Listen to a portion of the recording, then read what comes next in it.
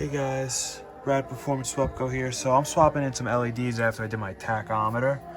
If you'll notice, one is working, the rest aren't. Apparently these are one-sided. So if I pull this boy out and I flip them 180, these are the cheap ones on eBay, so I guess I'm not surprised. And if I pop him in the wrong way, he will not light up. So if you're like me and you buy the kit you probably shouldn't buy on eBay, then you're gonna get this. But if I flip it 180,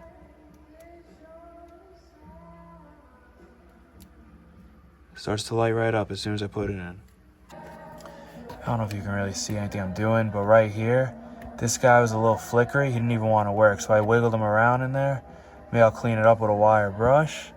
Yeah, he's still a little finicky, but maybe some of you got a bad connection. Try to clean it up or just wiggle it around. Free up some of the dust and corrosion. We're just gonna keep swapping them out. Hey guys, so I'm continuing on. I took out these two screws and I'm moving it a little bit.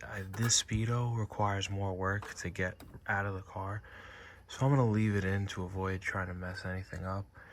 If you'll notice, I have one LED in there. Basically, I got a piece of vinyl tubing. I think this is like a quarter, or this 5/16 inner diameter. So I'm just going and pulling out a little more persuasion, twist on, get on the light bulb, and then you pull it right out. Then you just have to worry about getting the LED in there the right way. Sometimes I have to get creative putting this in. Literally put on a little vice grip just to get it in there. Okay guys, this is only partially installed with that face, but the LEDs are looking amazing. I definitely need a headlight switch, but I'm pretty happy with this outcome so far.